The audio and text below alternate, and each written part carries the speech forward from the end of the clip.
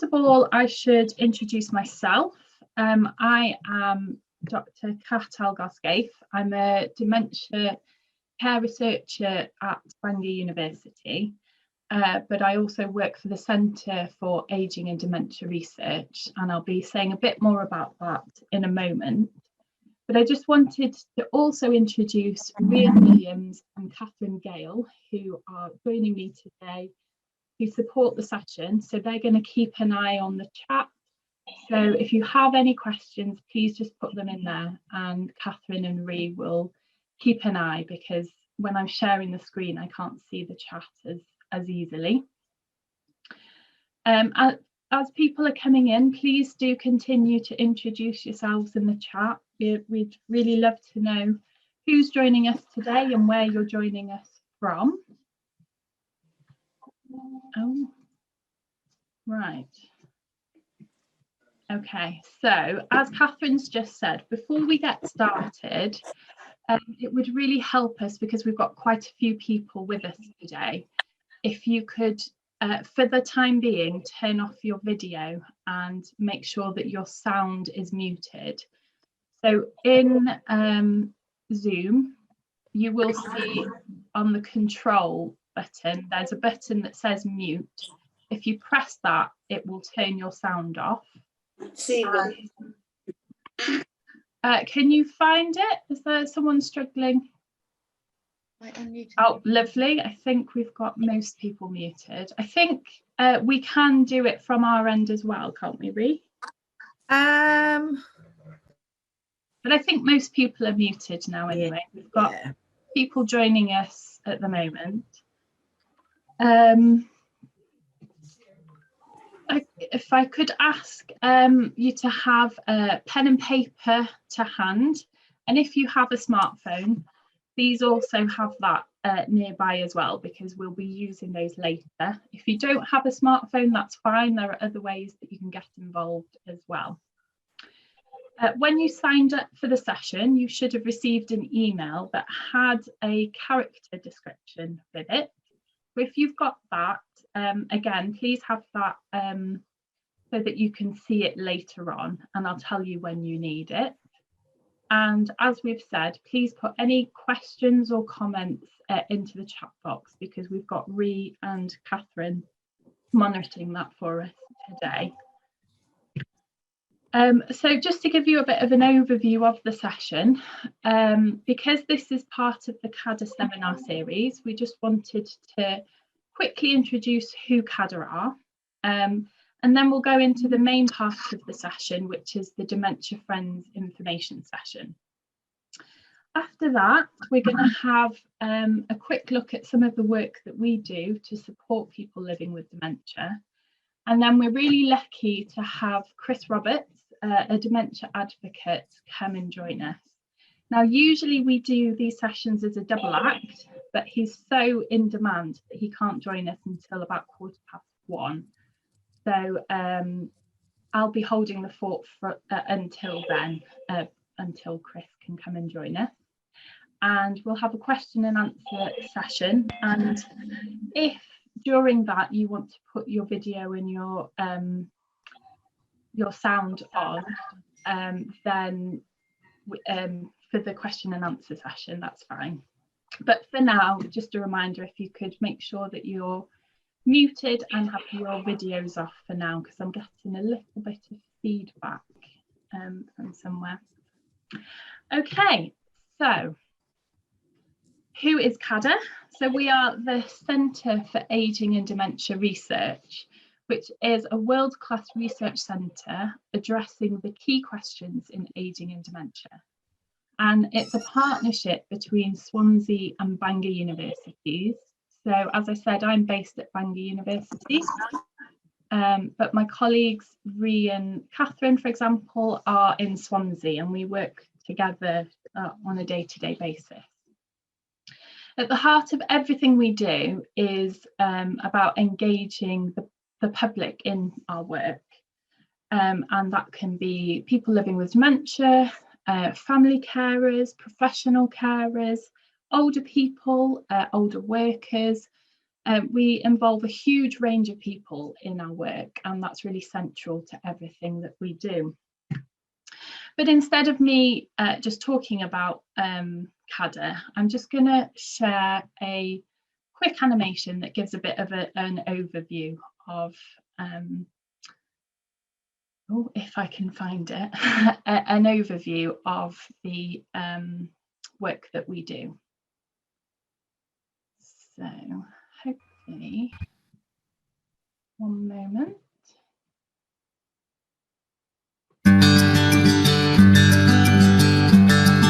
Could I just check that you could hear that before I go any further? Yes, we can. Brilliant, yeah. Thank you. Okay. We are all getting older, and it's important to think about our future and how our life experiences can be improved as we age. We call this healthy aging, which is about creating the environments and opportunities that enable people to be and do what they value throughout their later lives. We are CADA, the Centre for Aging and Dementia Research. We aim to improve the lives of older people in Wales and beyond through research into aging and the policies and practices that can shape healthy aging. Our work is focused on 4 main areas: environments of aging, dementia and cognition in aging, social inclusion for health and well-being, and public and professional engagement. Involving the public and professionals is essential in tying all this work together. CADA makes sure older people's voices are heard, along with the people who make a difference to older people's lives, including people who support and care for them, and to the groups, charities and organisations who support them. I'm Teresa Davis, and I was diagnosed with Alzheimer's when I was 59. I'm also part of CADRA and do a lot of research for Bangor University PhD students. I think it's really important, if you're researching anything to do with dementia, to have people living with dementia involved in it. Engagement and involvement in our research helps celebrate aging, as well as identifying and responding to some of the issues and challenges that come with aging. Knowledge from our research can help create age-friendly environments. It can play a vital role in improving well-being, combating loneliness, and creating effective health and social care interventions. And it can result in improvements to the ways practitioners and clinicians work with older people and people living with dementia. It will provide opportunities to challenge negative stereotypes of older people, and it will allow us to understand the activities, services, products and experiences that contribute to healthy aging. We are all getting older. If you want to play a part in improving health, well-being and social care for older people, and creating supportive and inclusive environments, and helping us to support people affected by dementia, please get in touch. Just email us at cada@swansea.ac.uk or visit www.cada.cymru for more information on how you can be involved.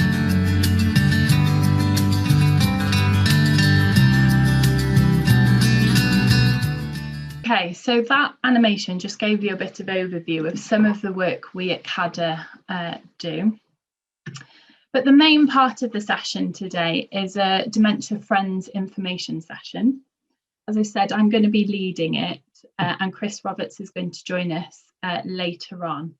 And we're supported by Ree and Catherine. Unfortunately, Anna hasn't been able to join us today. So I introduced myself at the beginning as Dr. Cat Algar-Scaife, but for the purposes of the next 45 minutes to an hour while delivering this Dementia Friends information session, I'm actually just Cat and a volunteer for the Alzheimer's Society. And I'm really enthusiastic about spreading the word of the Dementia Friends programme. And I've completed training to become a Dementia Friends champion so that I can run sessions like this. So at the end of the session, I'm going to tell you more about how you can find out more information and get involved, as well as some of the work that we do as well. So just to say that the slides for the Dementia Friends session have been supplied by the Alzheimer's Society. I said at the beginning, when a few people had arrived, that these sessions really work better as interactive sessions. Oh, could I just ask people to make sure that they're muted for this bit? We've got quite a few people with us today, so it just makes it easier, but there are plenty of opportunities to interact via the chat and a question and answer session later. Just to show you on your screen, this is how it works. So this is what I mentioned about the mute button. So if you haven't already found that, that's where you can find it. And this is the chat. You can move this chat box around so that it's not obscuring your view. To do it on a phone or a tablet, you might lose the slide view whilst you're in the chat, so you might have to switch between the two. Okay, so for those of you who haven't already and would like to, please do introduce yourselves in the chat and say where you're joining us from. Obviously, these are much better face-to-face, but we've had to, like everyone, we've had to adapt with the times. So they are now virtual sessions, but you still have the opportunity to become a dementia friend. So just to start off then, could you type into the chat, what is the first word you think of when you hear the word dementia? I'll give you a couple of a minute. Can I just ask, Yeah. for some reason, your slides just flick on and off and I can't see them, and I didn't see any of that. I'm only seeing the view of everybody else, and I have just come out off a call, so I'm quite used to using the platform. In gallery view or presenter view? Gallery view. If you flick it to presenter view, hopefully you'll be able to see the slides then. It's just yourself I see when I do it to presenter view. Oh, okay. We're getting lots of... because mine did this before, but in the top left, the lady who's presenting has actually pinned the share content, and if you click on that, it came on for me. It might be worth a try. Oh, thank you very much. Can everybody else see the slides? Just making sure it's not... I can see them. Yeah, okay. Perhaps Ree or Catherine, if you could just help Fiona through direct message, and hopefully you'll be able to see. You'll be able to watch the recording back, and we can send you a copy of the slides as well, just to make sure that you don't miss out. I'm just having a look at the words that are coming through. Okay, so we've got memory loss. That's a lot of people are saying memory loss, confused, forgetfulness, memory loss, confusion, sadness, forgetful, fear, memory, sad, forgetful again. So yeah, behavioural, mood changes, lots of words coming through here. So I've only just joined the meeting,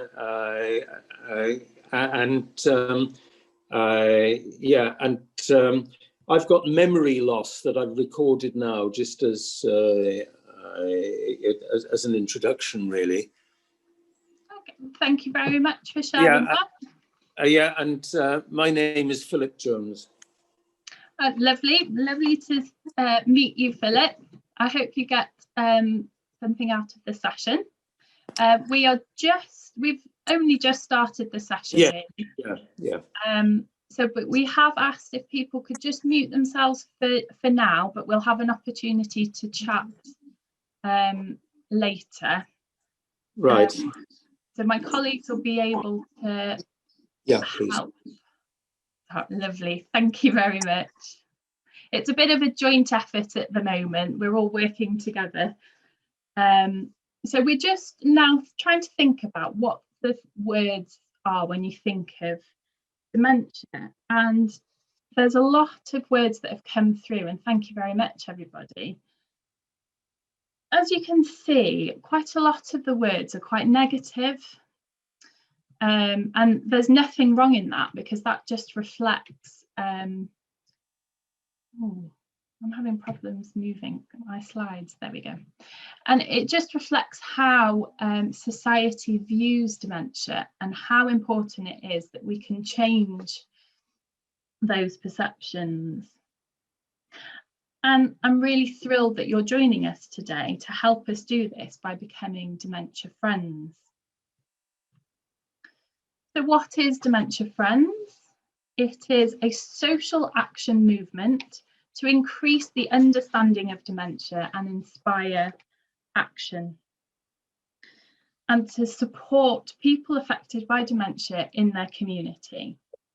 In Wales, the programme is supported by the Welsh Government, and the programme is led by the Alzheimer Society as a strand of its work to create understanding and dementia-friendly communities, where communities are understanding and inclusive of people affected by dementia.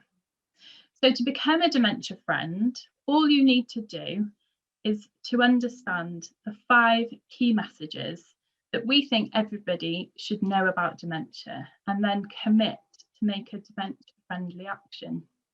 So I'll be asking you to do this later in the information session. So we're going to start off an activity by thinking about these 5 key messages that we feel that everybody should know about dementia. So I'm going to ask you to take part in this simple activity. It's not a test, but just a way of getting you thinking, really. So your task is to work out the missing words in the sentences that you can see on the screen. Let me just move. Oh, I've just given you the answers there by clicking. Okay, so I'm going to read out each sentence one at a time, missing out the word or keywords. And I'd like you to choose from the list of words on the right, the one you feel best fits, and then pop it into the chat. So don't worry, I'm not going to be checking whether you're right or wrong. But once we've done this, I'll then talk through the answers. Okay, is everybody clear? So the first question, or sentence, sorry, is dementia is not a natural part of blank. So looking at the words on your right, I'm not very good with my lefts and rights, pop in the chat what word you think it might be. Yeah, so we've got lots of people saying aging. Yeah, brilliant. Yes, so dementia is not a natural part of aging, and we'll be discussing what that means in a moment. The second key message is dementia is caused by blank of the brain. So looking at those words again, is what would the word be for that sentence? Diseases, yep. Yeah, we've got a very well informed audience with us. Fantastic. Yeah. Okay, so the second sentence is dementia is caused by diseases of the brain. And again, we'll be going through what this means in a moment. So the third key message is dementia is not just about blank. So can you choose a word from the right that you think fits that sentence? Yep, brilliant. It's not just about losing your memory. And as I said, that's your third key message, and we'll be going through what that means in a moment. So number 4 is it is possible to blank with dementia. And I've seen some of these answers coming through already. So yes, so it's live well with dementia. And that's a really important key message there. And number 5, there is blank to the person than the dementia. So as a process of elimination, you should all know that, worked that one out. Yeah. So there is more to the person than the dementia. So just to,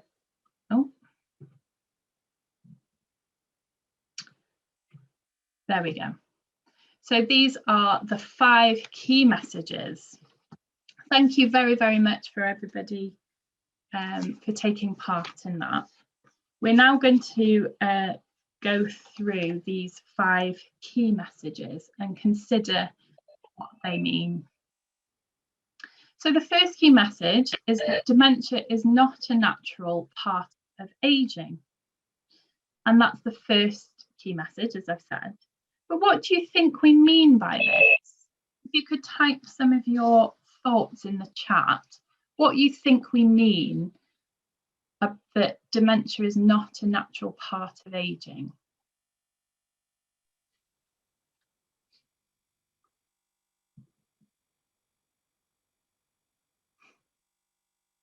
Okay, yes, brilliant. So we've had some answers. It doesn't affect everybody. Dementia is not inevitable. Not everyone gets dementia, yes, and it can affect different ages. Younger get it too, yeah. Brilliant. It's not something that everyone will have, and that's exactly what we mean by this. Not everyone who grows old will develop dementia, and not everyone who develops dementia is old. So people in their 20s have been diagnosed with dementia, although this is more rare. So that's the first key message. The second key message is that dementia is caused by diseases of the brain. In the same way that any other organ can be damaged by diseases, so for example, kidney disease, liver disease, dementia is caused when diseases physically damage the brain. So if you imagine that the brain is a collection of thousands of fairy lights, each representing a memory, a skill, or a function of the brain. So now imagine that dementia is causing some of those lights to flicker, to dim, or to switch off completely. So for each person, this will happen in a different order, and different lights will be affected. So just like with other diseases, a healthy lifestyle that features regular exercise, a balanced diet, and not smoking can help reduce your chance of developing dementia. What's good for your heart is also good for your head. So we've used the word dementia a lot already, but people do get confused between the words dementia and Alzheimer's disease. And people often ask what the difference is between those two words. So dementia is an umbrella term that describes a collection of symptoms. And Alzheimer's disease is just one type or cause of dementia. There are over 100 different types of dementia, including vascular dementia, dementia with Lewy bodies, frontotemporal dementia are just a few to name. So the third key message is that dementia is not just about losing your memory. So if you think back about to those fairy lights, other than memory, what functions does the brain control that could be affected by dementia? Could you type some suggestions in the chat box of what functions the brain controls that could be affected by dementia? Okay, yeah. Balance, problem solving, cognitive, yeah. Language processing and production, visual and auditory processing. We've got some very well informed people here. Language, organisation, yeah. Eating and drinking, yeah. So thank you very much for your answers. As we think of the fairy lights, as any fairy light could be affected, any function of the brain could be affected by dementia too. So here are some practical examples, but actually you came up with some of them already. So motor skills. Someone with dementia might struggle with using a knife and fork or climbing up or down the stairs. Sequencing. So someone with dementia might struggle with getting a task in the right order, like getting dressed in the morning. Changes in inhibition. So for example, somebody with dementia who used to be quite shy could now be very outgoing. Visual perception. So some examples of this are difficulty judging or seeing colour contrast. So a shiny floor might look wet, or patterns of fruit on a tablecloth might look real, and someone might reach for a piece of fruit. And a black mat used for drying your feet in front of a shop might look like a big black hole. Communication. A person with dementia may forget words or use the wrong words. So for example, calling a dog or a horse. And there are so many more examples, including the ones that you've put in the chat as well. So thank you very much for those. So the fourth key message is that it is possible to live well with dementia. So people with dementia may still be able to work, drive and have relationships. What they can do and how long they can do it for will depend on their particular circumstances. Living well will mean different things for different people. And we're not saying that dementia doesn't bring challenge, because it does. But despite these challenges, it is still possible to live well with dementia. So what do you think someone needs in order to live well with dementia? Again, if you could just pop something in the chat, what you think we mean by it's possible to live well. Of what someone might need to live well with dementia. Support health, eating healthily, yeah. To feel secure, understanding. Yeah, support and care with coming up in the chat. I'm just feeling valued and respected. That's very important, isn't it? Yeah, so you're all right. Support and understanding, social acceptance. So with more support and understanding, a person has a much better chance to live well with their dementia. So for example, when we talked about people with dementia struggling with communication, there are lots of little things you can do to help.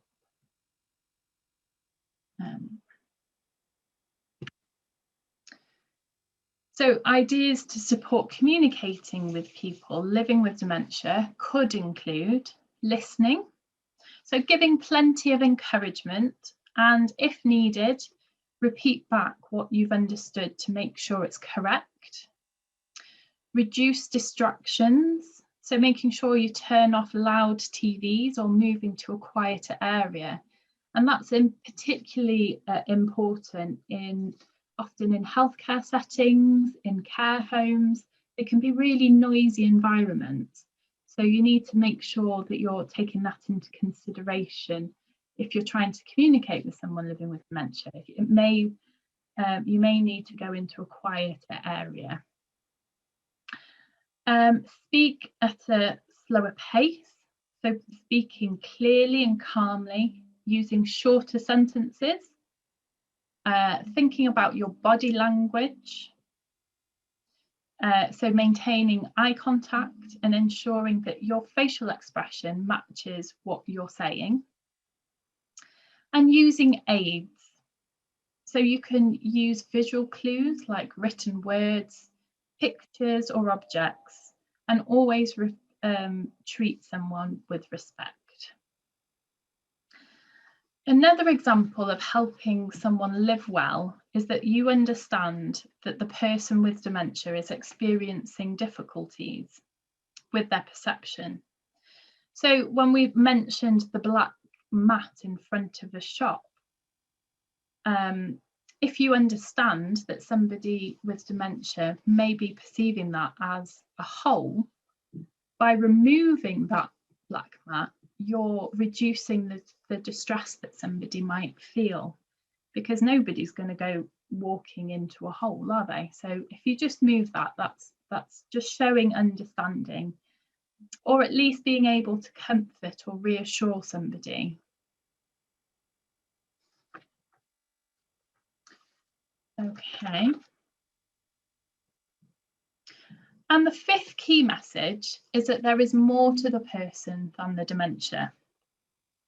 In the same way that we would look at someone with cancer or with diabetes and see the person first, there is more to a person than the dementia.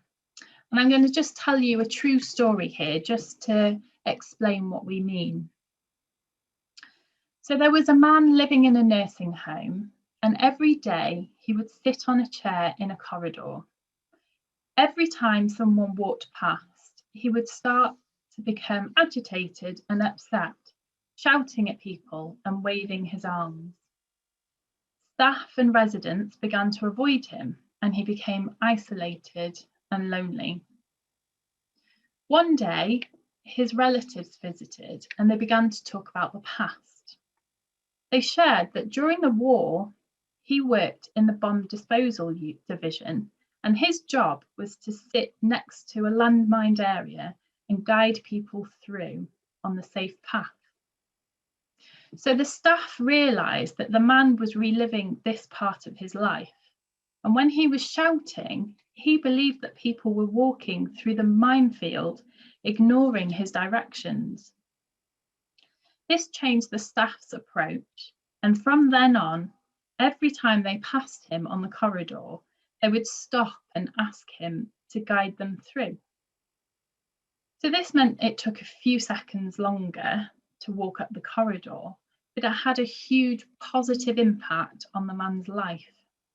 He was no longer frustrated, but instead he had purpose again. People engaged with him, talking about his time in the war, seeing him with renewed respect. So his quality of life improved so much just by supporting him to live well with dementia. And this really just demonstrates that there is more to the person than the dementia. So at the end of today's session, I'll be asking you to think about what you can do differently in your day-to-day life that may help people living with dementia. To start you thinking, here are some examples of actions that people with dementia have told us would really help them. So keep in touch with someone you know with dementia and offer to help them. Let people know that the Alzheimer's Society is here for anyone affected by dementia by sharing social media posts. And some journalists committed to never using the term dementia sufferer in their press again, which is a small change for them, but it's huge for us. Because what does the term dementia sufferer imply? If you could type your thoughts into the chat box. Okay. So yeah, by calling somebody a dementia sufferer, what does that mean? What does it imply? Yeah, definitely. It's negative again, isn't it? So it's a negative word, and that the person is defined by their condition. Yeah, the dementia defines the person. That life is generally bad. Yeah. Okay, we've got that. Makes them feel out of place. That suffering is the main experience. Yes, definitely. That negative word towards that person. Yeah, so everyone's got it, haven't they? It really implies woe, misery, victim, someone to feel sorry for. And it suggests that it's not possible to live well with dementia.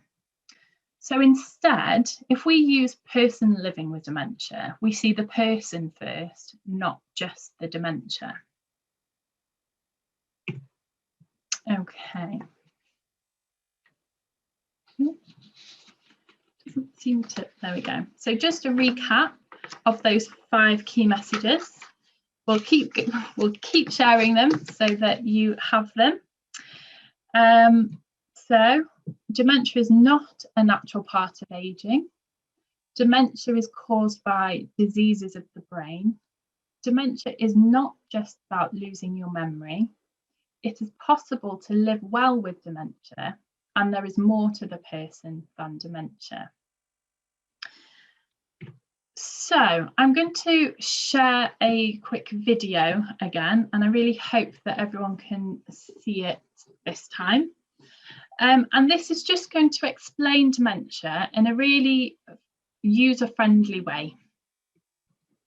I'm Natalie.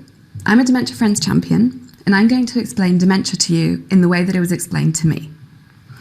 It's not a scientific explanation, but it should give you some insight into how dementia might affect someone. But remember, dementia affects each person in different ways. First of all, I'd like you to imagine that I'm 80 years old, and there beside me there's a bookcase that's as tall as I am, and it's filled with books. Each of those books represents a memory, a fact, something that I've learned in the last 80 years. Right by my head would be my most recent memories, maybe what I had for breakfast this morning. By my shoulders, I might have my 60s, maybe my retirement party. By my knees, I'd probably have my 20s, so maybe when I met my partner. And then all the way down by my feet would be my childhood memories, maybe my first day of school. Dementia rocks my bookcase. So as it rocks my bookcase, what do you think is likely to happen to those books? They're going to fall out, aren't they? And which ones do you think are likely to fall out first? The ones at the top. So that might explain why my short-term memory would be affected first. As my dementia progresses, I might find that my most recent memories, that's to say, the books that are highest on my bookcase, being from further down, from earlier in my life. Now, say I've got to the point where all of my top shelves are empty and I'm living in the 1950s. I want you to embrace my reality. I'm going to go into my kitchen today and try and make myself a cup of tea. But remember, I think I'm living in the 1950s. So what's going to be different about my kitchen? You're probably thinking the layout, the appliances. Now remember, I want to make tea. The kettle, right? It's likely to be electric rather than a whistling kettle that you put on the hob. You might see me, when you come round one day, filling up my electric kettle and doing what with it? Putting it on the hob. Now say that you're my loved one, my carer, my friend, and you see me doing this. You might be tempted to say, you cannot make your own tea anymore, it's just too dangerous. But how might that make me feel? I might feel sad, frustrated, like I'm losing my independence, thirsty. Now, as I said, embrace my reality. What could you do differently to help me to make my own tea for longer? You could buy me a whistling kettle. Now, of Of course, I'm not saying that's going to help everybody at different points in their dementia, but at this point, it would help me. So this just goes to show how embracing my reality can really help me to live well with my dementia. From what you've heard so far, you might think that someone with dementia loses everything. But actually, that's because I've only told you about one part of the brain. I've told you about my factual bookcase. Now, this represents my hippocampus. That's the part of my brain where I manage factual and biographical data, so things like names and faces and dates and numbers. And unfortunately, it's built of really flimsy wood and is not very resistant to dementia, which is why it's going to rock so much. And I'm more likely to lose those books. However, there's another part of my brain that manages my feelings and my emotions. That part of the brain is called the amygdala, and it's much more resistant to dementia. So I'd like you to picture that as a separate bookcase, but that is made of solid oak. So even though it will be rocked, the contents will be safer for longer. Now let me explain to you how the two bookcases work together. Say when I was a child, I had a teacher, so the fact of that teacher is going to go way down by my feet on my factual bookcase. But the way he made me feel, which was inspired and like I could do anything in my life, is going to go on the emotional bookcase. Let me give you some examples of how that might work today when I have dementia. So think again, you're my loved one, my carer, my friend, and you come round and we have a blazing row. We have a really big argument because I've forgotten your name. Now, the fact of that argument is going to go on my factual bookcase. What feelings do you think are going to go onto my emotional bookcase? Sadness, anger, frustration. And as you go home, you might think, it doesn't matter. She's going to forget that we had the argument and that I shouted at her. And you're right, I probably will. But what's likely to stay with me are those feelings of sadness and anger and frustration with nothing to connect it to. I'm going to leave you with a positive example. So I'd like you to picture that you've come to visit me, we've gone out to the seaside, we had an ice cream, we had a brilliant day, and I feel safe and warm and loved. But on the way home, I've forgotten the ice cream, and I've forgotten the day out, and you might think, it's just not worth visiting anymore. But look, you've left me with those feelings of happiness and safety and love, and that's what really matters. At Dementia Friends, we want to encourage everybody who knows someone with dementia to continue to visit and spend time with people with dementia and help them to live well. And always remember, there is more to the person than the dementia. Thank you.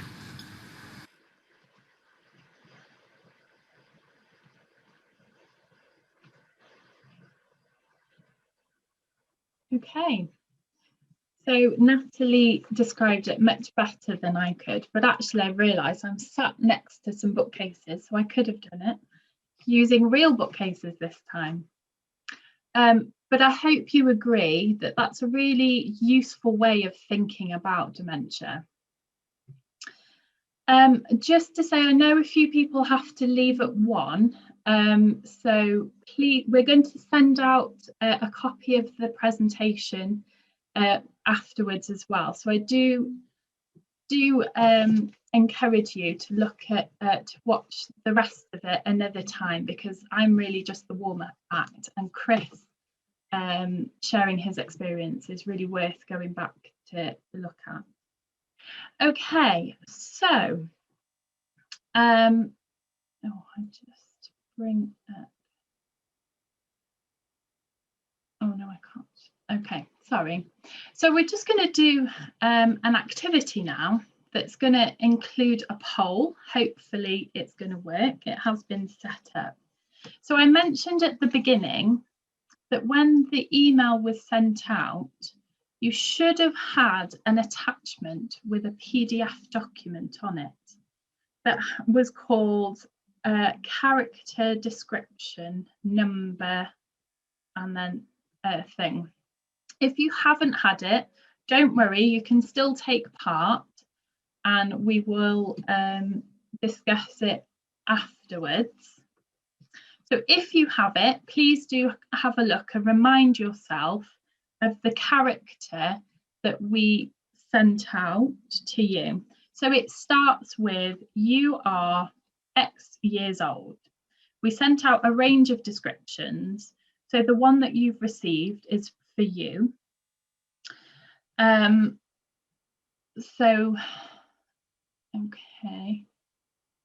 Okay, so there's a few people who've said they haven't had an attachment. Don't worry about it. We tried to do things and prepare, but we'll wing it. It's okay.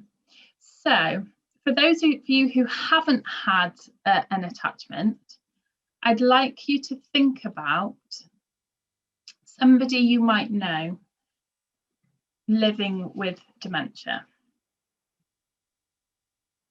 Okay, and then we're just going to go through a few scenarios. I'm going to ask a few questions, and I want you to consider from the perspective of the character that you have, or the person that you are thinking of, whether you can do each task that I read out.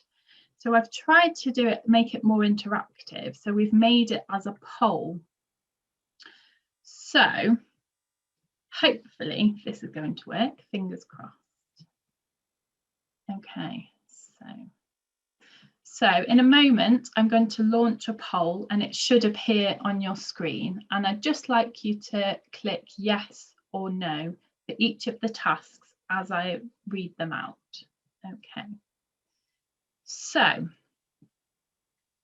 launching the poll. I think the poll comes up as one, so it'll all come up together. Okay, so what I would like you to do is, using your character that you received or the person that you are thinking of, and just consider, are you able to make a cup of tea unaided?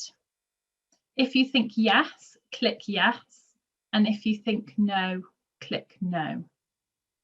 Hopefully a poll will have appeared that you can click yes for question or no for question 1.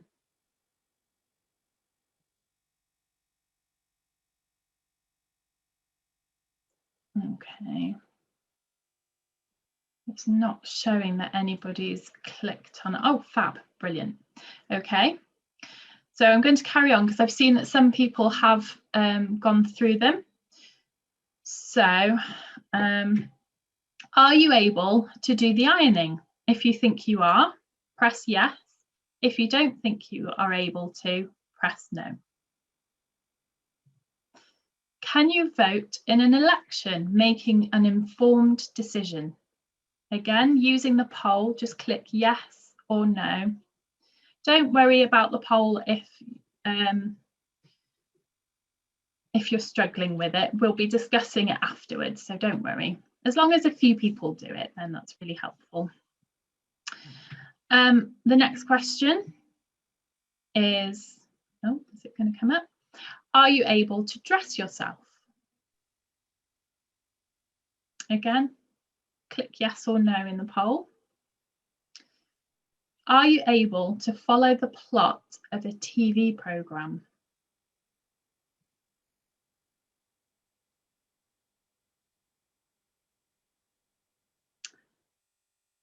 Are you able to go to the local shop and return safely?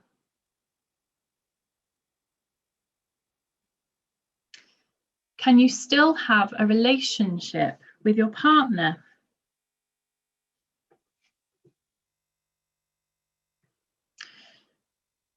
Are you a volunteer at a local charity shop, serving customers and working the till?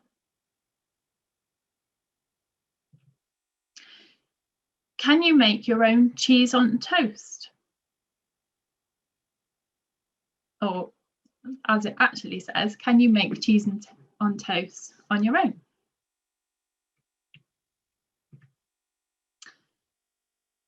Can you complete crossword puzzles? Okay, So we've had a number of people do the poll. I'll just give you 1 more minute to think about those. You're thinking about these questions as the perspective of the character that you received or the person that you're thinking about. Okay, so I'm conscious of time, so I might, we've got a few people still taking part, so I'll just leave it 1 minute.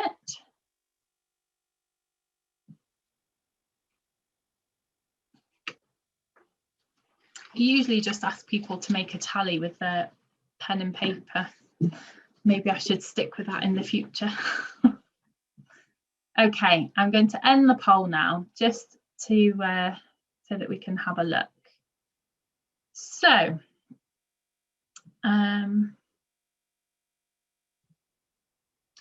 so the question is, who's right? So if the people who were taking part in the poll were all thinking of their descriptions, I'm going to just, oh, sorry, I've got several things on my screen now, so I'm struggling to, okay. So for those of you who have had your character description, we were actually a little bit misleading because you were all imagining being a person living with dementia based on the same description that you can see on the slide. And yet lots of I don't know if I can share the polls here. Okay, so I'm not sure whether you can see the polls. I'm just going to move it over. But we had quite a mix of answers for all of the questions. There were Polls, Kath. Sorry? We can see the poll, thanks. You can, lovely, thank you. Yes, so if I just scroll down, we've got lots of different answers here. We've got quite a mix of answers. So some are quite evenly split. So are you able to make a cup of tea unaided? That was a bit more of an even spread. Same with voting in an election. Are you able to dress yourself? There was more people said yes. Okay, are you able to go to the local shop and return safely again? So you can see that there's a real range of answers here. But firstly, don't worry, because nobody's right or wrong. Because I'm going to stop sharing these results now. It's just, oh, look, can you make cheese on toast was 50-50. We had 36 people taking part in the poll. Okay, I'm just going to stop sharing it so that I can get it off my screen. But yeah, so that's just to demonstrate that people had different answers to those questions. But as I said, nobody was right or wrong, because you didn't actually know much about the person at all from the information that you were given. So, for example, you could have worked in a cafe for 30 years and made cheese on toast every day. So making cheese on toast is second nature. It's something that you do automatically. You weren't given any information about your partner, nor the house that you lived in. So perhaps you're your partner's main carer, or your house was not very dementia friendly. And although you know that you were diagnosed 6 years ago, you could have been diagnosed at a very early stage or late stage of your dementia journey. And we know nothing about the speed of your progression. So it just is a way of demonstrating every person is a unique individual and will experience their dementia in a unique way. So why do you think we all came up with different answers? We all made different choices with the information that we were given. Do you put some thoughts in the chat box of why you think we made different choices?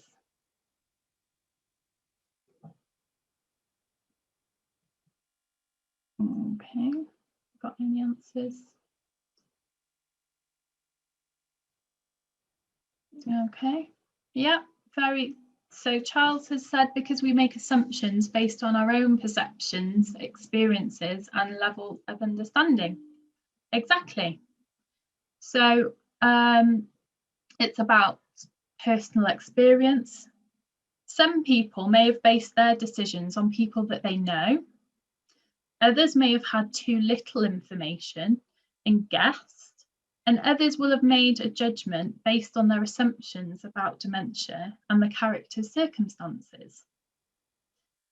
So, for example, when we, at the beginning, we said that the words surrounding dementia in the media are often quite negative. And so that will cloud people's judgments as well. But what do you think? Let me just. Yeah, so that's just summarising why we made different choices. Oh, and now I've just. What do you think the impact could be? Well, I've just shown the answers, so I might as well go with it.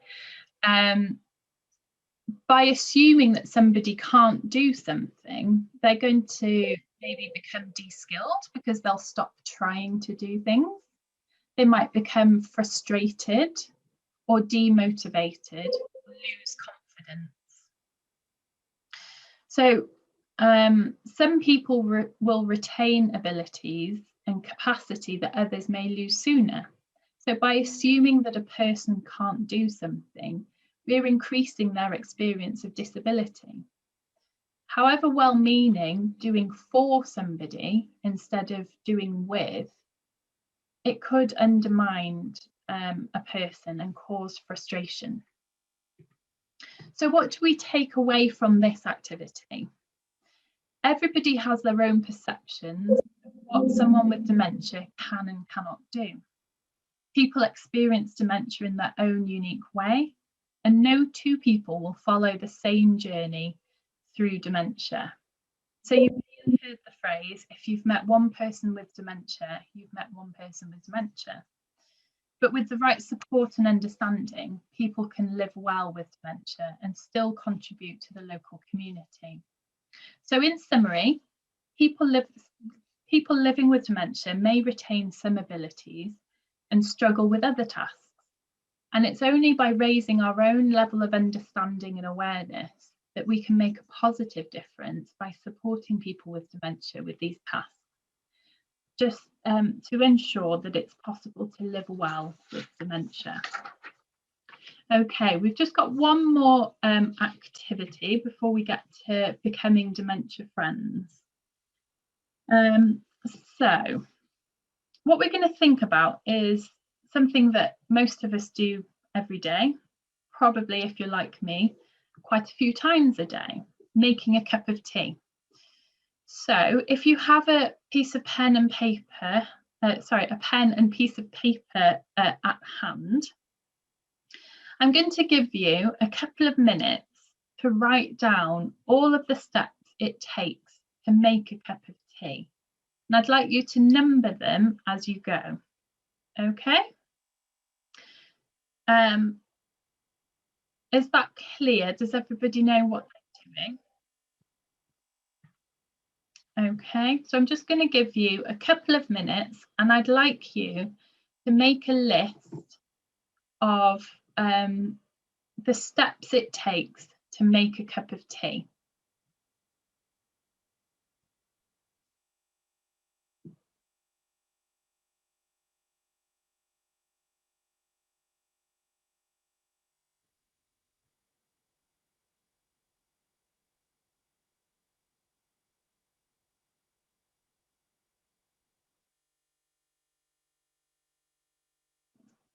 Okay, just give you one more minute to write a list of the steps it takes to make a cup of tea.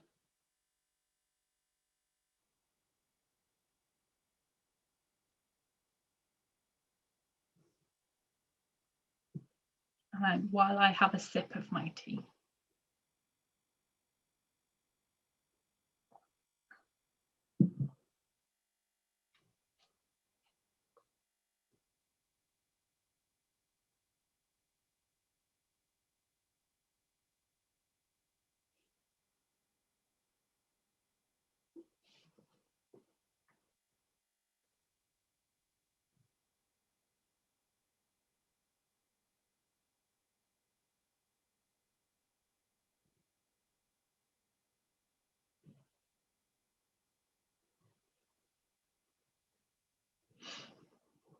Okay.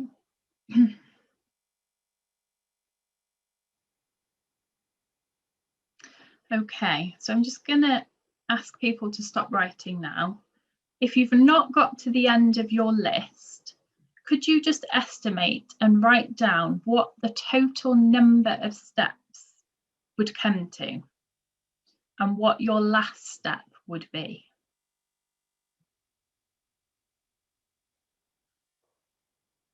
And while you do that, could you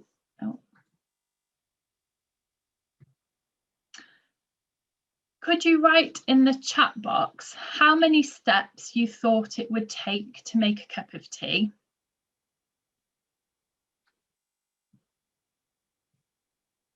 Okay, brilliant.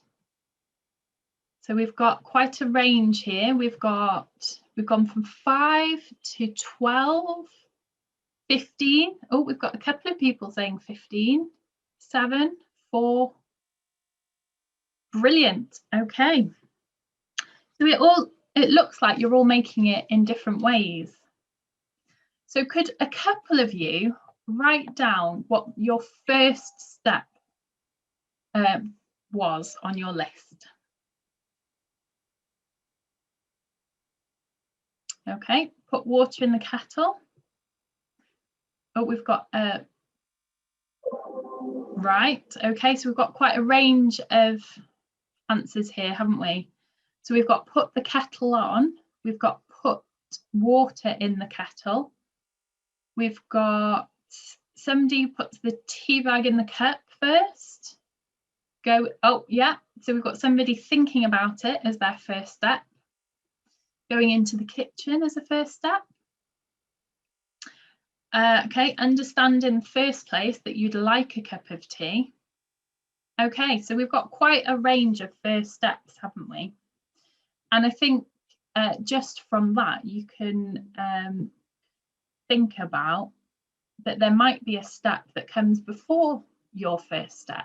So for somebody who says fill the kettle is first, perhaps actually what somebody else says about recognizing that you want a cup of tea might be the step first. So if you look at your list, you might notice that you have combined lots of actions into one step.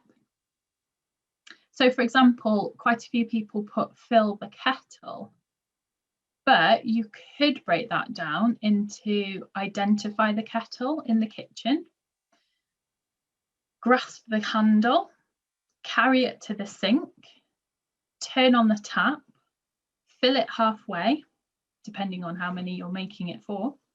And it just goes to show that one everyday task is much more complex than we realise. And I'm sure you all have preferences to how you like your tea. Perhaps some people wanted sugar, some use a teapot, some put milk before the water. I actually drink green tea, so I don't use milk at all. And people living with dementia will have their own personal preferences too.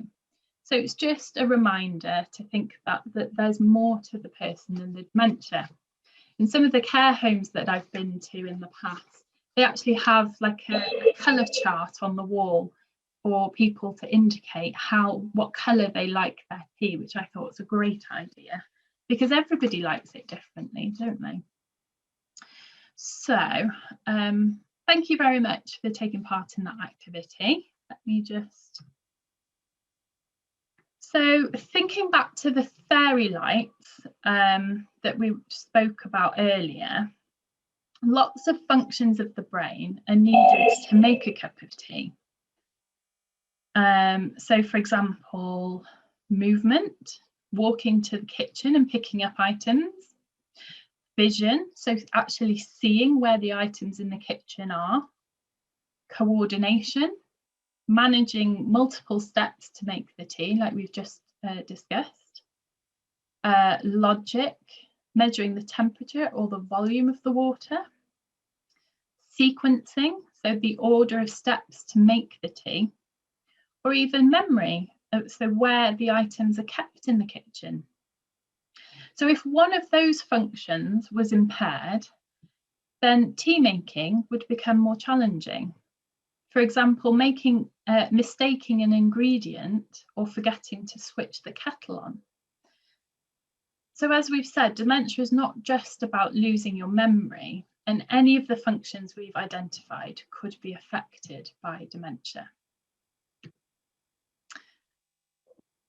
So supporting someone with dementia to make a cup of tea could include, we could help with the tasks that they might find difficult, like pouring the kettle, for example.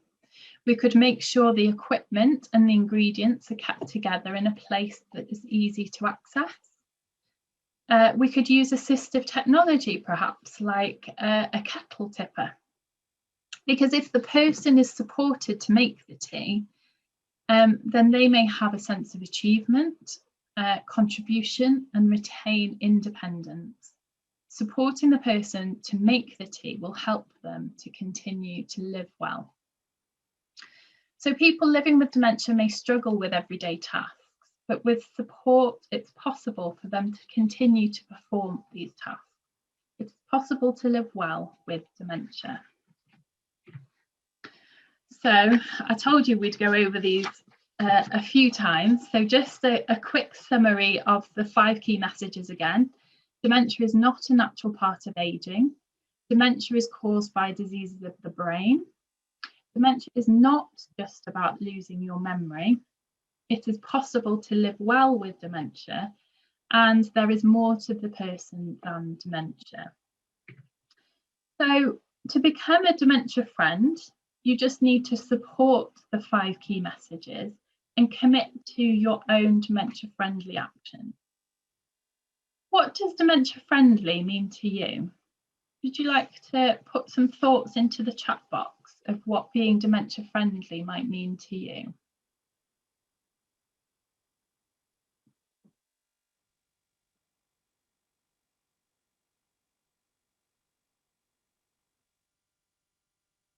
Oh, lovely. I've just had a message to say that Chris has arrived, so I'll wrap this bit up and get to him very, very shortly. Welcome, Chris. Oh, sorry, I've just... Okay. Have we got being patient, not losing your temper, adapting to individual needs of the person and never challenging, committing to learning more about the condition and more. Yes. So there's no action too big or too small. For example, from what we've learned today, I'm sure we can all agree that it's important to show patience and kindness towards people living with dementia. Other actions you could take that were suggested by people affected by dementia include keeping in touch with someone you know living with dementia and offering to help them, making the work of the Alzheimer's Society possible by fundraising or making a donation, volunteering for an organisation that helps people with dementia, or signing up to the Alzheimer's Society's campaigns to help improve the lives of people with dementia. So when I first became a dementia friend, my action was to share each key message every day for 5 days on my social media to raise awareness amongst my friends.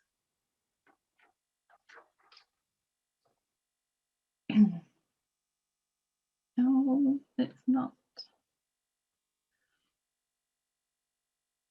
And that's what you can do because of the way that we're delivering the session, your Dementia Friends badge is actually a digital badge.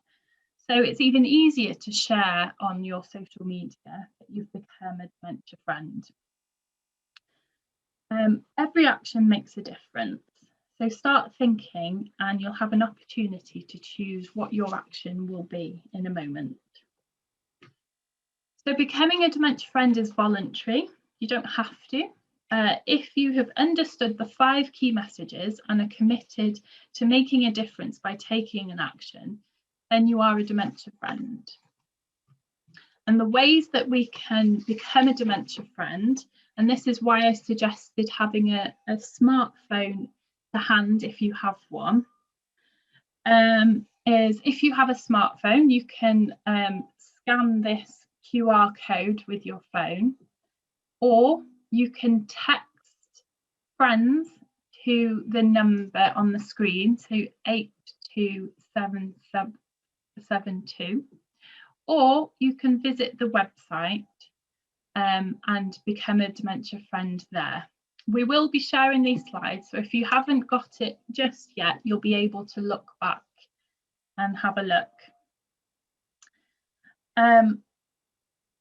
To receive your digital badge, along with tips on getting started and what else you could do to help build a dementia-friendly world, just opt into receiving emails by ticking the box.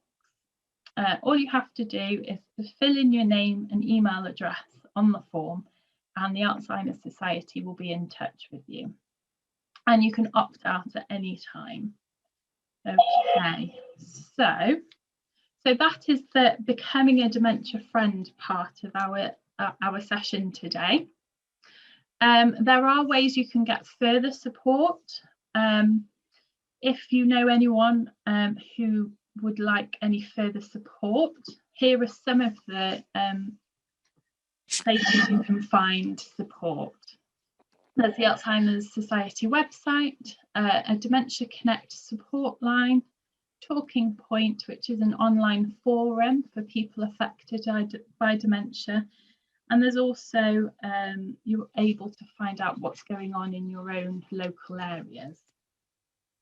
So that was the Dementia Friends session as part of our full session, but don't run off anywhere because we do have Chris Roberts has joined us, so I'm going to just move a few slides around. So first of all, thank you very much. If you do decide to become a Dementia Friend, you will be joining 3.3 million Dementia Friends in the UK. So I was going to just go through a few of the ways that we support people living with dementia, but I think I'm going to go straight to Chris while people might have some questions, and then we can have a look at some of these afterwards. So where are we? Chris, are you here? And if you are, could you pop on your camera and your sound? Yes, Kat, I'm here. Lovely. The camera's on and the mic is on now. Good to see you.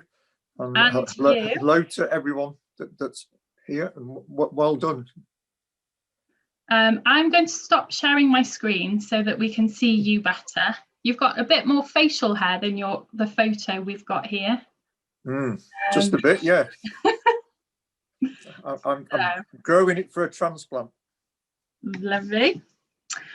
So hopefully if people are in presenter view, they should be able to see myself and Chris when he speaks as well. If you're in the gallery view, I think you can pin us so that we're at the top of your screen, because it's quite hard when there's lots of people to be able to see who's speaking. So I have written down a very short introduction for Chris. Hold on. Now, on the slides, I just described Chris as a dementia advocate because he has so many hats. I just wanted to read out just a few of those hats. So Chris is an honorary fellow at Bangor University for services to research health and social care, and also a lecturer on our master's programme.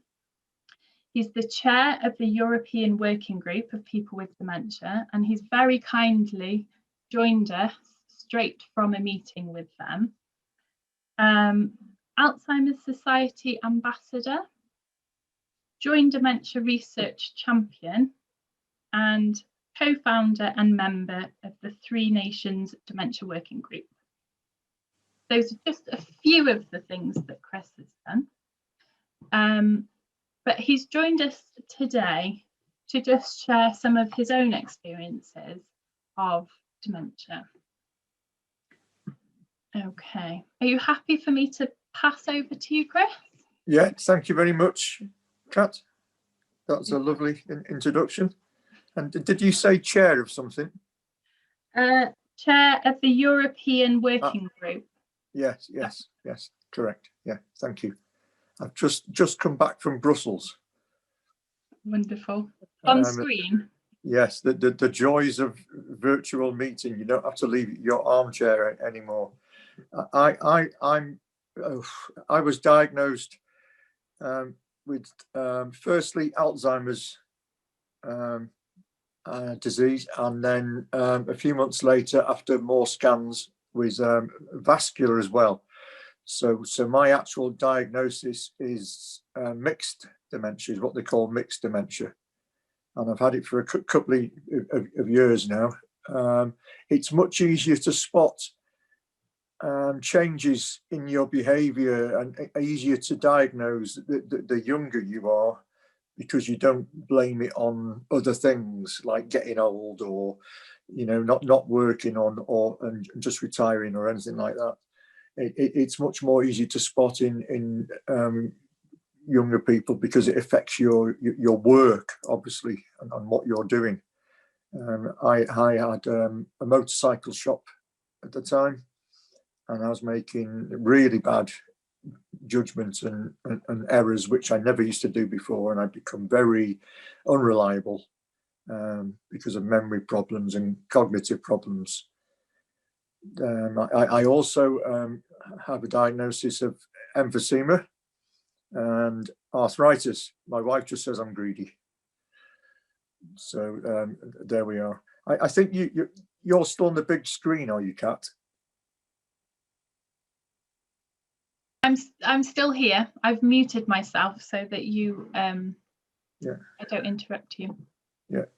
And if anyone can't hear me or see me, please let us know on the chat, and we'll see what we can do. Mm-hmm.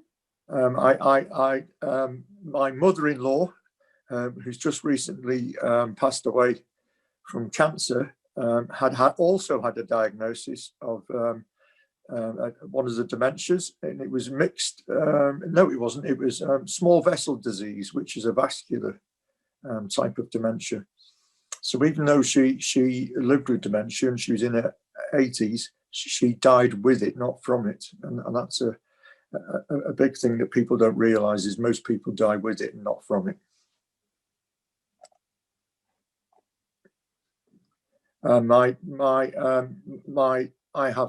married, which is lucky because a lot of people don't have any support, you know, out there.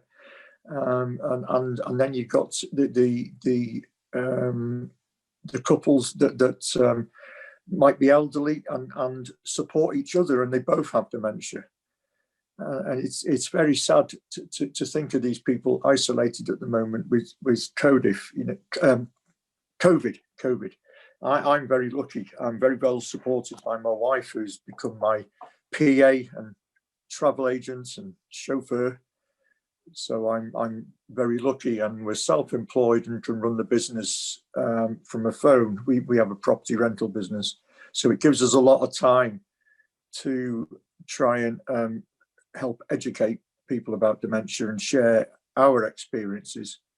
to try and get rid of some of the stigma and misconceptions that are out there. People forget that there's a beginning and a middle before the later stages of dementia. Like any other illness, you don't suddenly wake up in the later stages of dementia.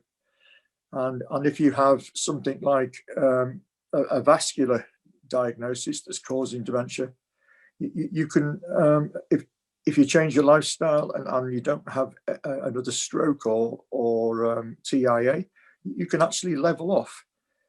So and stay quite level. You will never get better, but you won't get worse. So that's there is hope out there. And it's when I found out I could take part in research and things, which I didn't realise, because I thought I wouldn't be able to do that. I don't know why, because I knew nothing about it, I suppose. That taking part gave me a bit focus and built my confidence up again after losing it, because I thought I was useless and after my diagnosis and I'd be on the scrap heap. So taking part in research and doing things like this give me purpose and hope again. And that's what people need. They need to be supported and reminded, but they don't need to have everything done for them. Otherwise, the more, as we found out, the more my wife tried to do for me, the more I couldn't do, because I forget how to do it. So routine is very important. Thank you. You may have heard that we were just doing the making a cup of tea activity, Chris. Yeah. And I've led a session with you before, and you and Jane have real life experience of making a few changes to enable you to continue making a cup of tea for yourself. Would you mind sharing some of the things that you did for that? Yeah. With any life-changing illness diagnosis, the secret that we've found, and I think it's right for everyone, is to understand as much as you can, and then almost embrace it and adapt to life with it. And we've made quite a few changes in the house. Some are really simple. I kept boiling the kettle dry, and because I kept forgetting to put the water in first, so that was causing major problems. And then we worked out that I wasn't just forgetting to put the water in. I was actually I didn't know where to put the water or how to open the kettle. It was quite a difficult process of opening the kettle. So we understood this, and we went out and bought one with a button on the top that I can just press. And my daughter painted the button with a bright pink colour, so it's really, really obvious. And it's just simple things like that of finding why you can't do something and looking for solutions and not problems. Like life's a problem for everyone, so you got to look for solutions.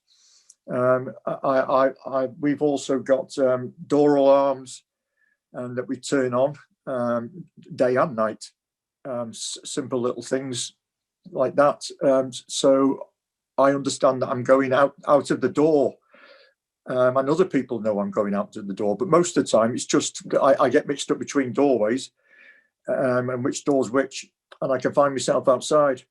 So the alarm going off, it's not very loud. It just reminds me that I shouldn't be going outside, or maybe I should mention it to someone. So it's just little things like that that make a huge difference. And also having people around you that understand what dementia is. There's so many misconceptions, mainly from the press. And I hate the phrase living well, because who does live well? But understanding dementia does allow you to live better and live, and it's not the death on diagnosis that a lot of people think it is. And I've now come to meet many people living with dementia, and I've got some friends that have had dementia for 20 years. So it's not as life limiting as it is because there's so many different forms of dementia. We've hung a really heavy curtain across the main doorway, and it not only keeps the drafts out, but if I get up in the night and I can become a bit confused and lose my way around the house, I don't see that door. So I don't go outside in the evening. And that was just a simple problem that someone told us about. And I used to be very good on the computer, and I stopped using it. My youngest daughter, who's grown up with my dementia and is really good around it, she said, well, why aren't you using the computer? Let's sit down. And again, we looked for the solution. And we worked out it was multitasking. With the computer, I had to use the keyboard separate, the mouse, and the screen was obviously separate. And it just becomes such a problem to work everything out. So I had to go on, she suggested a tablet. So if that hadn't been suggested to me, I would have lost my window on the world, as it were, because I do spend a lot of time on the computer, and I go on social media and wave to all my friends in the morning, and it does stop me being isolated and stuff. But with the tablet, I could use it again because it's touchscreen, and that works very well. And there's not so much multitasking involved. I also stopped being able to write, and we sat down as a family again, and we worked out. I couldn't remember what the letters looked like in my head, so I was starting to form my own language, which was I was just making it up as I went along, and I couldn't read it, no one else could. Total waste of time. But again, with the tablet, as soon as you touch the screen to type, the keyboard comes up, and you get reminded of the letters straight away. And it makes, so it's not that, it's just that I couldn't see them in my head. It doesn't mean I'm not, dementia doesn't make you stupid. It just causes you lots of cognitive problems and lowers your skill set dramatically. So it's just about getting around them things. I should just say that it was Chris who taught me how to use Twitter. I hadn't used it, but because Chris was such a prolific tweeter, I had to join. And there are a lot of other people living with dementia who are very active on social media. And I think you've highlighted there, Chris, that there are so many ways of getting around things that could stop you from doing things. It's just a case of stepping back and thinking ways around it. And I think technology has actually really helped a lot of people in doing that. Are there any other ways using technology that you use, Chris? Is the tablet your main? Do you have an Alexa or a Google? Oh yes, we have a Google. I think we're going to change it for an Alexa soon because it's a bit more dementia friendly than Google is. Well, for me anyway. But that's very good because we've set lots of reminders on there. At 10 o'clock, it comes on, reminds me about my medicines, just in case I'm in the house on my own. It also, every hour, it will tell me to stand up, time to stretch and move and have a glass of water. So it's a fabulous friend, and it never argues with me. So it's a great system. I absolutely like technology for all the assistance it gives. I don't always understand it, but I've got youngsters in the house that do. So it's really helpful. Anything like that is helpful. But the most helpful thing when I'm out and about and we do a lot of camping in a motorhome, is that people are beginning to understand it better, and they don't shy away so much or treat you like they can catch it, you know. And it's much nicer being able to talk about things and being upfront, which I've always been anyway. But it's much easier. It's getting easier these days because people are so educated about it now. Yeah, and things like becoming a dementia friend really help raise that that awareness amongst the general public. There's a question here, Chris, for you from Charles. Charles says, "Hi Chris, I'm very interested to know why Alexa is more dementia friendly than Google." One simple reason is because I keep forgetting to say, hey Google, hey, yeah. first. And so unless you say that the hey, it doesn't listen to you. And I just can't get that in my head. I wrote it down and everything right, and then I forget to look at the notes. But with Alexa, it's just Alexa. Yeah. So that's the only reason. I have a Google screen thing, so it's not just a voice in the back of the house.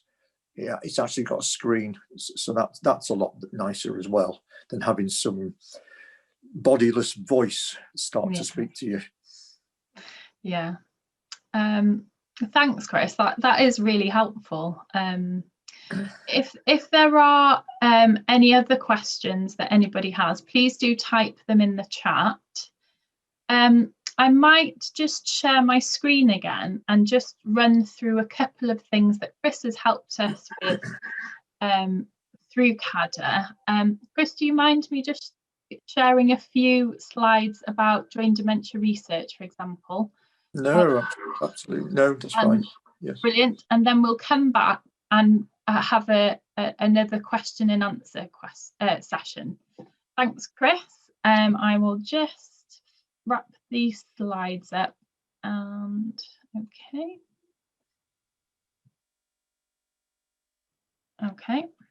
I will.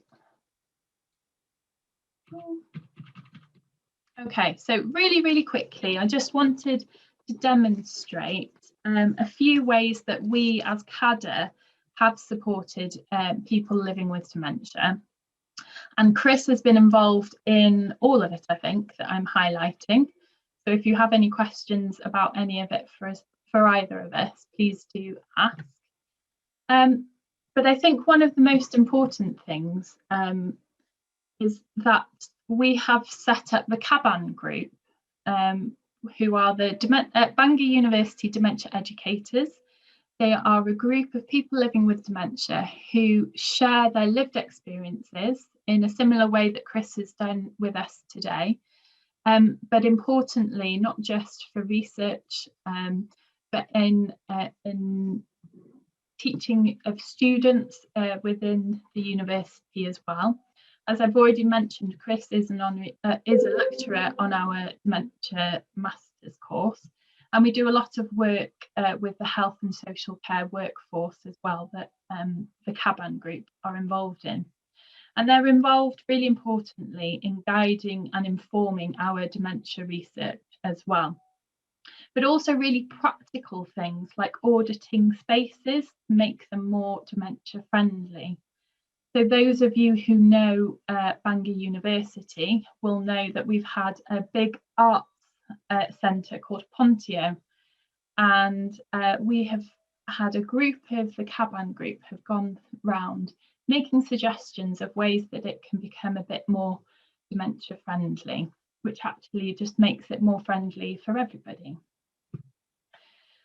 Another really important thing that we've been able to help is setting up a friendly face.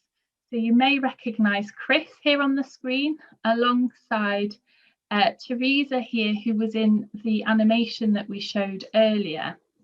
And Teresa has been part of our work for quite some time. And she reflected that it wasn't until she met Chris, who also was living with dementia, it wasn't until then that she actually started to understand that she could live, I won't say live well, because I forgot that you don't like the phrase live well, Chris, but that it was possible to live with dementia, because she had gone into quite a depression from having the diagnosis. So we supported her to set up a phone line and an email link that's run by 4 volunteers who have a diagnosis of dementia, of which Chris and Teresa are volunteers, so that somebody with dementia can talk to somebody else who has dementia, just so that you can have that peer support. And we were able to support the development of that. Another big thing is join dementia research, and this is actually quite a good action for becoming a dementia friend. Join dementia research is supported by the Alzheimer Society, and it essentially is a dating service to bring volunteers and dementia researchers together. So it's an online volunteer database where volunteers are contacted to offer relevant opportunities. So all you have to do is register a few details, and it will tell you whether there are some current opportunities of taking part in research. And anybody over the age of 18 can sign up. We welcome people living with dementia, people who don't have a diagnosis of dementia, just anyone who's interested in taking part in research. And here in Wales, we lead Join Dementia Research through CADA. And I'm a little bit biased because I'm the national coordinator, but please do consider signing up. And particularly at the moment, there are a lot of online opportunities. So some studies involve speaking to a researcher on the phone, other ones are taking part in online surveys and things like that.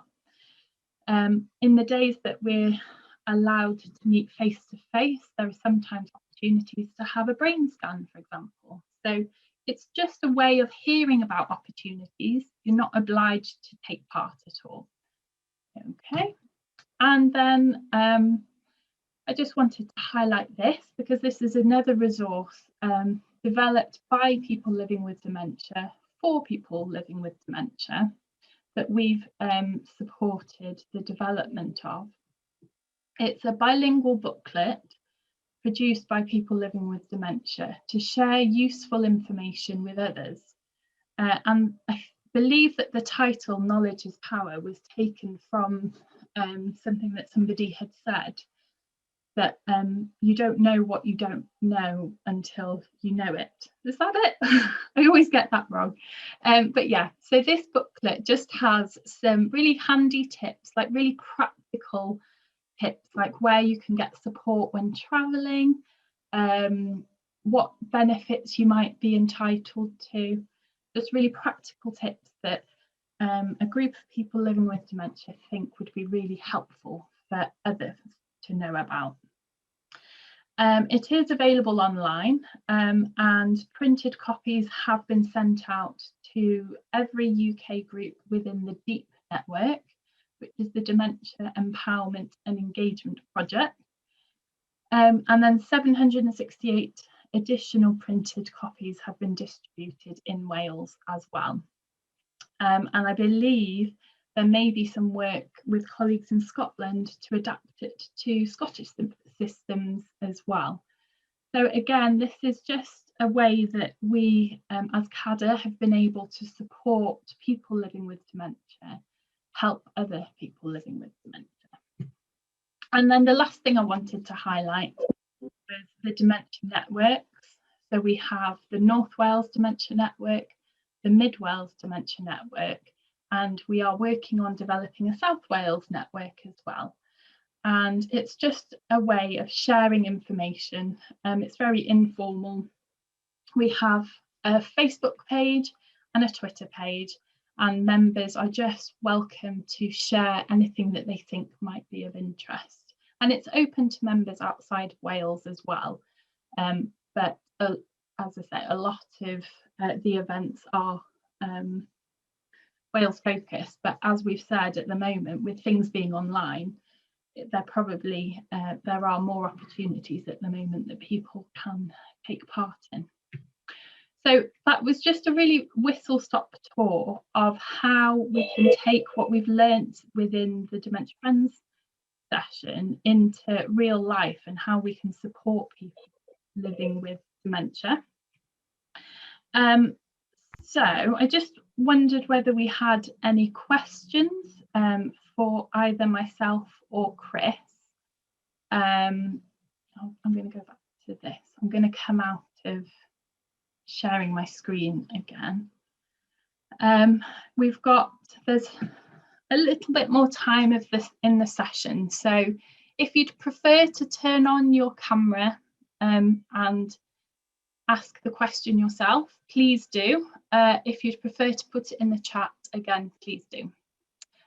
We have got a question here from Rosie that asks Chris, did you find as a person living with dementia that a tablet was easy to master? Yes, but for me, only because I was computer literate anyway. But I did find everything much easier in one place, and rather than navigating the mouse and keyboard as extra items. And I used to spend time in a local care home for respite, to have time off from myself as well as my wife. And it allowed me to do nothing, which is nice to have a rest, because it becomes so tiring to even think some days. And I used to take my iPad in, and I would show it to other residents in there, you know, in the 80s and 90s, and it's amazing how quick people can pick up using a tablet. I used to go onto YouTube and show them photos of where they were from, or a job they used to do, and in the end, everyone wanted my tablet. So yes, to answer your question, people don't lose the ability to learn until much later stages, and even then, the iPad is a fantastic resource for starting conversations off and things. Yeah, I'd agree, Chris, and I know that there has been a lot of emphasis at the moment to make sure that digital exclusion, that people aren't excluded because they don't have things like tablets or know how to use them. So particularly, I know in Wales there's digital, I forgot, is it Digital Community Wales? Yes. Thank you. They have done a lot of work of providing tablets, but also providing sessions to help people use them, because it's not enough to just give somebody a tablet. Like Chris says, you need to be showing people how to use them as well. I think the biggest problem in Wales is the internet itself. Not everyone has access to it because we're so rural and mountainous. Yeah, so again, having a tablet might not solve all of the problems. So but Digital Wales have been fabulous in giving out, especially they've been giving out tablets to care homes as well, and offering courses and things. So that's amazing. That's fabulous, and it's helped so much during COVID too. Yeah, definitely. Please do keep putting in your questions into the chat or popping your mics on. The most common question I get asked, or statement when I come out about my dementia, as it were, was, "You don't look like you have dementia." And my first reaction response is to say, "Well, I have emphysema. You can't see that either." And then people sort of calm down. I used to be quite angry about the statement, but now I'm not. It just means that it's my turn to educate someone, and people are willing to listen and learn. So that's it's made a huge difference. I think it's made a huge difference that people like yourself, Chris, are not afraid to challenge people. So there's been quite a few instances in meetings and conferences where Chris and some of his peers have stood up and challenged some really high up people for things that they've said, and it's really moved. Well, absolutely. My attitude has always been that no matter what your position in this world, you a lot of them work for us, and we have the right to say something and stand up. And I said earlier on that I would come out immediately, as it were, to try and stop stigma and stuff. But also, where was I going? But also, I can say anything I want because I can play the D card. So I can get away with an awful lot that other people don't seem to be able to get away with. And one of the biggest things I harp on about these days, and I can talk still a lot, is about rights of people with dementia. It's an illness, and nobody should be embarrassed or ashamed or afraid of letting people know, because if you don't let people know, you don't get support. Then you get much better support if you let people know that you need help, especially when you don't look like you have dementia, or whatever dementia looks like. So no one should be embarrassed about having an illness of any description. So why should we be embarrassed about having dementia? When I was first diagnosed, my wife was embarrassed. I felt a bit ashamed, and my wife refused to mention the word dementia. When she did have to explain to people, she said it was vascular degeneration, rather than mention the dementia word. But she's got over herself now. Yeah, and it's by attending sessions like this, you're helping reduce that stigma, because the more people talk about dementia, the less frightening it is. And it's good for me personally, because it gives me something to do. It gives me purpose, and I think everybody needs some purpose in their life, no matter who they are. Yeah, definitely. And it's something I know about. Well, exactly. You're the expert by experience. So as I've said about a lot of the work that we've done as CADA, it's about supporting people with dementia rather than us telling people with dementia what we should be doing and what they should be doing, it's been really nice to see actually that there's been a complete change. So I've been a dementia care researcher for 11 years, and there has been a huge shift in that I can't say now. I've done a 2-hour session in that perspective, is the word I was trying to say. So we've got one more question from Charles, and then I think we'll wrap it up, because it has been a 2-hour session. So Charles says, if there was one thing that the people you come into contact with could do differently to make things easier, what would it be? And I'm guessing that's to you, Chris. Yeah, it's much easier all round is when people talk to me and not to my wife. When a lot of people, when they want to speak to me, they speak to the person with me rather than me, and then it makes things very awkward. And it's just to and don't say, "Wow, you don't look like you've got dementia." I think. But the best thing is for people to understand. I think, yeah. Lovely. And definitely don't start speaking louder, like I'm deaf. And you'd be surprised how many people do that as well. I can imagine. Well, I've seen it. Okay, thank you so much for joining us, Chris. Really, really appreciate it, because I know you're a very, very busy man. No, not today. I've got the afternoon off now. I'm going to have a Guinness. Lovely. Thank you very much for inviting me. Wonderful. And thanks everybody who does become a dementia friend. Thank you. Thanks, Chris. And Bye. thank you so much, everyone, for sticking with us.